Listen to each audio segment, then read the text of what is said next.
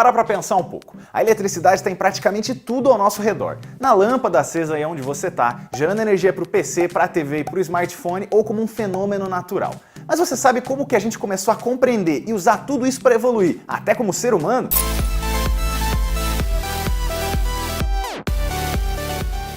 A eletricidade é mais ligada com o conceito de energia elétrica, que é a passagem ou transferência de cargas. Mas claro que é bem mais complexo que isso. E não dá para dizer quando que ela começou, já que a eletricidade sempre esteve por aí. Relâmpagos são descargas naturais da atmosfera na direção do solo, e os homens das cavernas viram isso de um jeito bem visual com a descoberta do fogo. Dá para ir até os átomos, que tem os prótons, que são as cargas positivas, e os elétrons, que são as negativas. Num sistema isolado eles existem em quantidades iguais, mas os elétrons podem ganhar liberdade e se transferir de um corpo para o outro. Mas quando é que a gente começou a entender isso? Foi com o filósofo grego Tales de Mileto, no século VI a.C. Esfregando um pedaço de âmbar na pele de um animal, ele percebeu que gerava a atração de pequenos objetos, como pedaços de palha. O filósofo achava que esse experimento era um fenômeno de magnetismo, mas na verdade ele estava descobrindo a eletricidade estática a partir do atrito.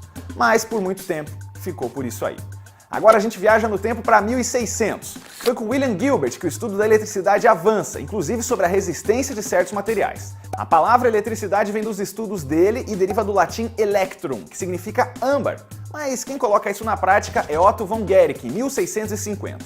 Ele construiu a primeira máquina eletrostática que servia como gerador. Olha só, uma bola de enxofre que gerava atrito com terra seca.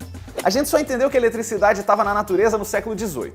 Benjamin Franklin faz aquele experimento clássico com uma pipa e uma chave de metal pendurada, empinando ela durante uma tempestade. O relâmpago conduzido ainda levou ele a criar o primeiro para-raios. Aí ficou tudo mais fácil, entender o que era eletricidade e desenvolver ela ainda mais. Com o tempo, cientistas italianos descobriram que gerar eletricidade era também um processo químico e que acontecia dentro do nosso corpo. Luigi Galvani fez as pernas de uma rã se mexerem usando descargas elétricas, mas não entendeu direito como é que isso acontecia. Lá por 1800, Alessandro Volta descobriu que as contrações eram causadas pelos metais nos nervos e nos músculos, e que o sistema nervoso utilizava conexões elétricas para mandar sinais para o resto do corpo. Sabe a bateria de íon lítio compacta e super moderna que você tem aí no seu celular? A pioneira disso tudo foi criada pelo Volta. A pilha voltaica era literalmente placas de cobre e zinco empilhadas uma em cima da outra e separadas por tecidos molhados com ácido. Foi a primeira vez que uma carga elétrica constante foi produzida. O sobrenome dele batizou até mesmo o volt, a unidade de tensão elétrica. Ele ainda descobriu que a energia podia ser transmitida ao ligarmos conectores de carga positiva com negativa. Mas ainda tem muita coisa pela frente até chegar nos dias de hoje. Não adiantava entender as propriedades da eletricidade e saber classificar ou identificar ela se a gente não sabia produzir. É aí que entra a figura do Michael Faraday. Além de toda a contribuição teórica com as leis da indução eletromagnética e o experimento da gaiola de Faraday, o cientista criou em 1831 o chamado dínamo. Ele é nada menos que o primeiro gerador funcional que transformou energia mecânica em elétrica, uma combinação básica de ímãs formando um campo magnético e um disco de metal. Para gerar luz por volta de 1800, o inglês Humphrey Davy aquecia pedaços de metal com eletricidade para a substância brilhar e gerar energia. Isso foi chamado de lâmpada de arco. Só que apesar de revolucionária, ela esquentava demais o metal e também esquentava o ambiente. Quem adorou essas duas invenções foi ninguém menos que o Thomas Edison. Ele inventou em 1879 nos Estados Unidos a lâmpada elétrica incandescente, que é muito parecida com o que a gente usa aí hoje. A primeira tinha uma haste de carvão envolvida por um bulbo a vácuo e ficou acesa só por 45 horas. A importância do Edison é ainda maior porque ele tornou esse produto comercializável e criou todo o mercado desse e de outros produtos. Só que tem polêmica aí também, viu? O Edison é acreditado como inventor de muita coisa porque ele tem as patentes registradas no nome dele, mas hoje em dia a gente sabe que não é muito bem assim não. O que ele fazia era correr para registrar inventos que tinham muita gente envolvida, que tinham sido descobertos antes em outros lugares do mundo ou que só precisavam de um aperfeiçoamento. E é claro que a gente tem que citar Nikola Tesla, um dos mais renomados cientistas do mundo em termos de eletricidade, mas também um dos mais injustiçados. Sem ele, a gente não teria tantos conhecimentos em corrente alternada e sistemas complexos de distribuição de energia. A corrente alternada faz o sentido dos elétrons variar na transmissão, e aí dá para converter ela de alta para baixa tensão. Por isso, ela é melhor do que a contínua para transportar energia a longas distâncias, que era a teoria que o Edison defendia.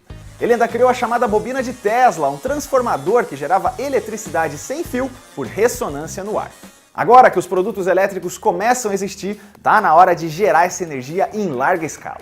A primeira usina do mundo é a Pearl Street Station, em Nova York, inaugurada em 1882. Ela usava motores a vapor e inicialmente atendia só 400 lâmpadas. Já a primeira vez em que a força das águas foi usada para gerar energia foi no mesmo ano, em Wisconsin, para iluminar a casa de um rico produtor de papel da região. Pois é, essa foi a primeira hidrelétrica, um modelo de geração de eletricidade que a gente conhece muito bem aqui no Brasil. Tem muitos avanços e cientistas importantes que a gente deixou de fora. Mas se você se interessa pelo assunto, a gente vai recomendar você para ir atrás deles. O Charles Dufay foi quem começou a estudar e a separar os materiais entre isolantes e condutores. Thomas Davenport criou o primeiro motor elétrico para ser usado em bondes de transporte público. James Maxwell fez estudos pioneiros de eletromagnetismo e depois eles foram todos confirmados. E as teorias do William Thomson, também conhecido como Lord Kelvin, serviram para a fabricação de cabos elétricos mais eficientes. A energia elétrica é essencial durante toda a segunda revolução industrial, desde a lâmpada do Edison até o fim da Segunda Guerra, já virando uma alternativa para a energia a vapor junto com o petróleo. A eletricidade passa então a dominar as nossas vidas e as evoluções não param. As baterias estão muito menores e mais poderosas, as lâmpadas usam materiais diferentes e mais econômicos e até equipamentos que antes eram dominados por outras energias agora estão se rendendo à eletricidade, como os carros elétricos. Mas e no Brasil? A eletricidade chegou ao país logo depois da invenção do dínamo e da lâmpada, principalmente pelo interesse do imperador Dom Pedro II nas ciências. Ele que inaugurou os dois primeiros sistemas públicos de iluminação elétrica do país no lugar do gás. O primeiro, em 1879, foi na fachada da Estação Central da Estrada de Ferro Dom Pedro II, no Rio de Janeiro. A segunda é a das ruas de Campos dos Goitacazes, em 1883. Já a primeira hidrelétrica daqui foi construída nesse mesmo ano, no município mineiro de Diamantina, para ajudar a iluminar o sistema de mineração da cidade. Hoje, o Brasil tem uma matriz de energia elétrica de 4.723 usinas e tem capacidade de geração de energia de 142.610 megawatts. E quadros. Até a próxima!